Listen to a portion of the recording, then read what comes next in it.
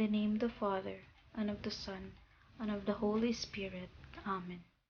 Prayer to the Sacred Heart of Jesus and the Immaculate Heart of Mary. O Heart of Jesus, pierced for our sins, and giving us your Mother in Calvary. O Heart of Mary, pierced by sorrow, and sharing in the sufferings of your divine Son for our redemption.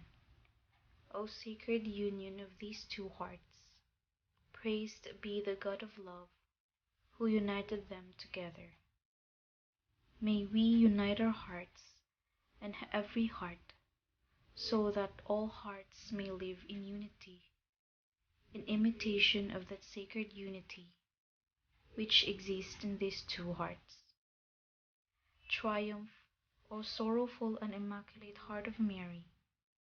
Reign, O most Sacred Heart of Jesus, in our hearts, in our homes and families, in the hearts of those who, as yet, do not know you, and in all nations of the world. Establish in the hearts of all mankind the sovereign triumph and reign of your two hearts, so that the earth may resound from pole to pole with one cry. Blessed forever be the most Sacred Heart of Jesus, and the sorrowful and immaculate Heart of Mary.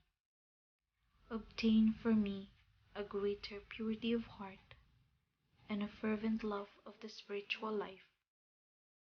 May all my actions be done for the greater glory of God, in union with the divine Heart of Jesus and the Immaculate Heart of Mary.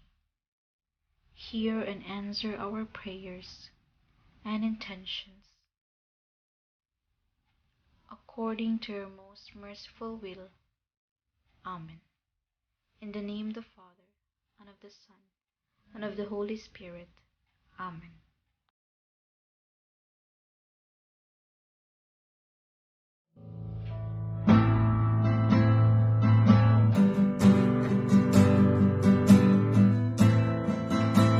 Sing hallelujah to the Lord,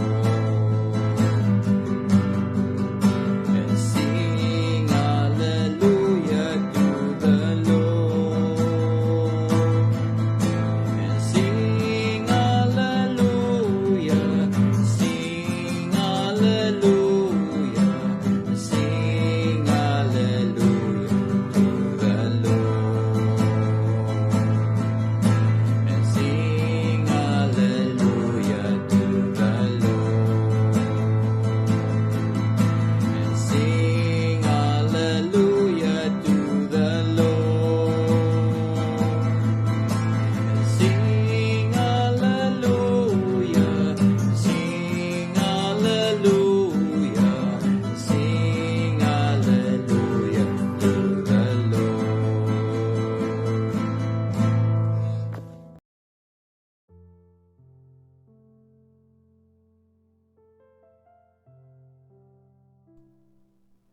A reading of the Holy Gospel according to Matthew chapter 12, verse 1 to 8. Glory to you, O Lord. Jesus was going through a field of grain on the Sabbath. His disciples were hungry and began to pick the heads of grain and eat them. When Pharisees saw this, they said to him, "See, your disciples are doing what is unlawful to do on the Sabbath."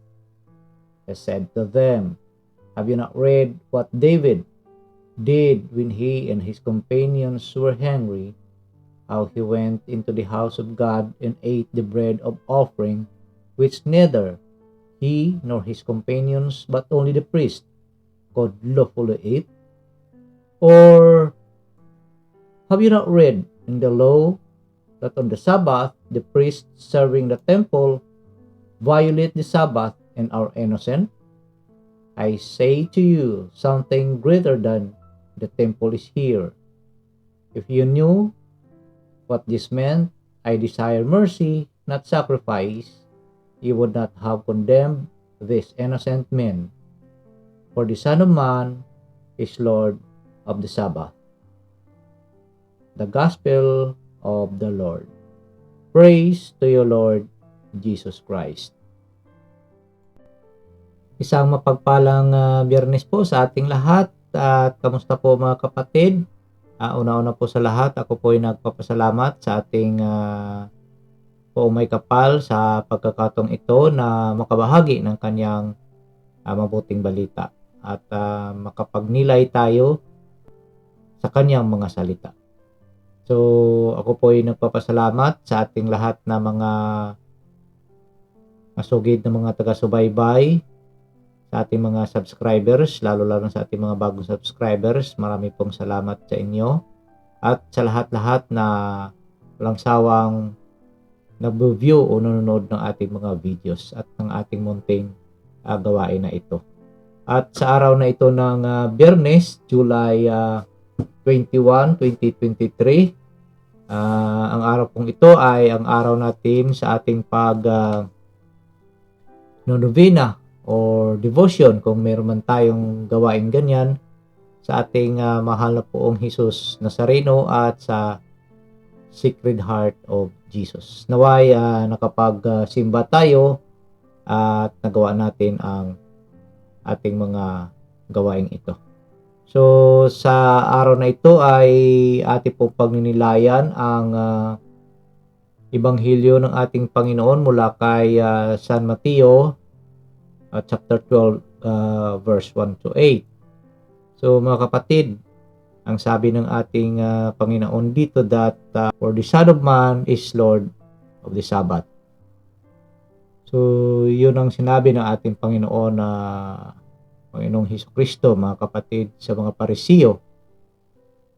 So dito ay pinapahayag lang ng ating Panginoon na dapat gumawa tayo ng mabuti, no, sa kahit anumang oras. Kapag day of rest man yan o hindi, dapat ang kabutihan ang mangingibabaw sa ating mga puso, lalo-lalo na doon sa mga individual na nakalimutan na ng lipunan. So sa ating Ebanghelyo ay pinuna dito ang ating Panginoon ng mga Parisiyo na yung ginagawa nila, no? Kung balikan natin ang ating Ebanghelyo, ito po ay dumaan sila sa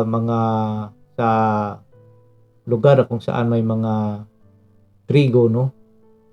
At kumain ang kanyang mga apostolis, but sa paningin ng mga Parisiyo ay mali ito dahil ito ay araw ng pamahinga.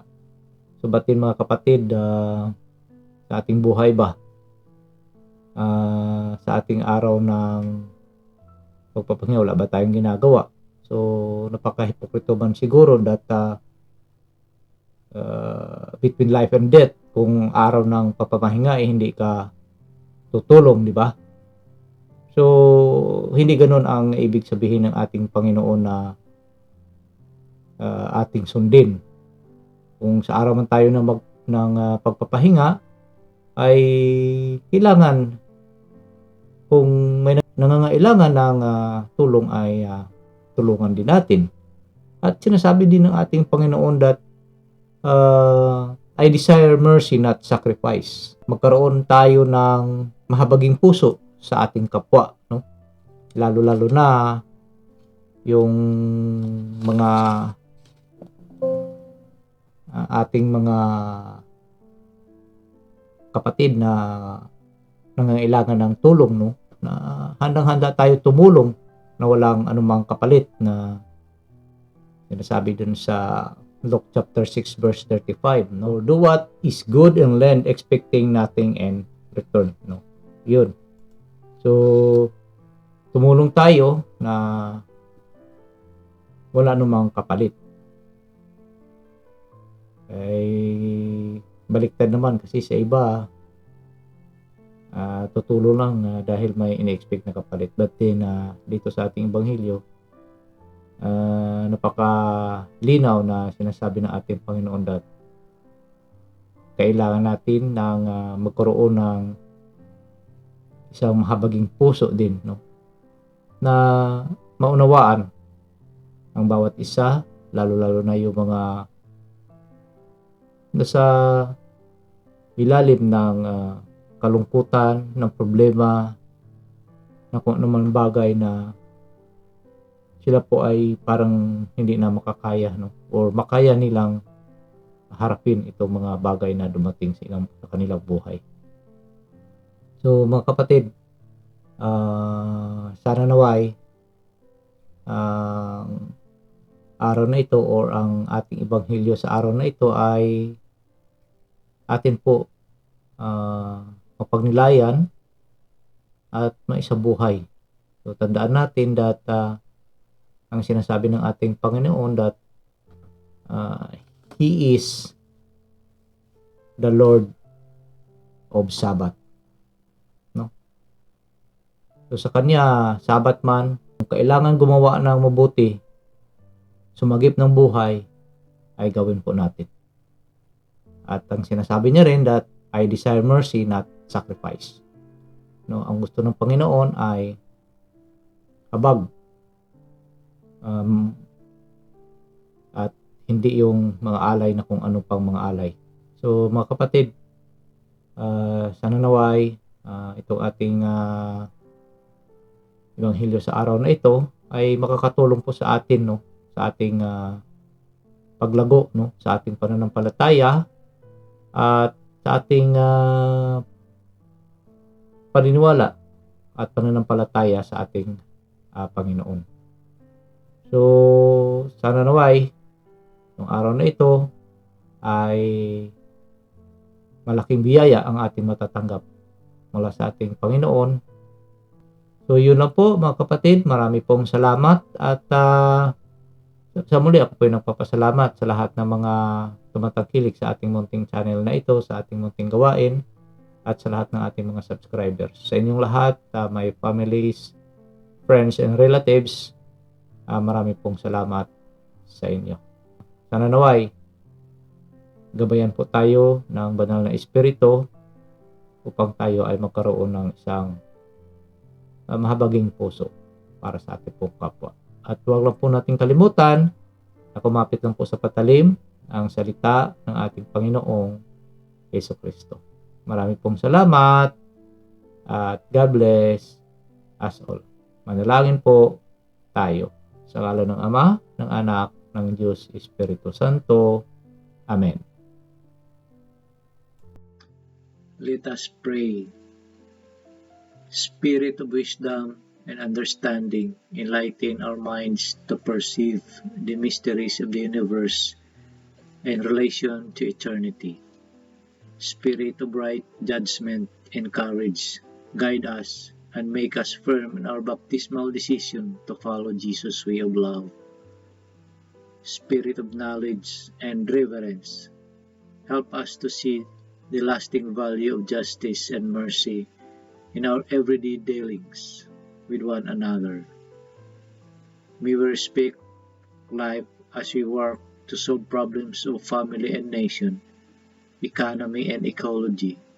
Spirit of God, spark our faith, hope, and love into new action each day. Fill our lives with wonder and awe by your presence, which penetrates all creation. Amen. Sa ngalan ng Ama, ng Anak, ng Diyos Espiritu Santo. Amen.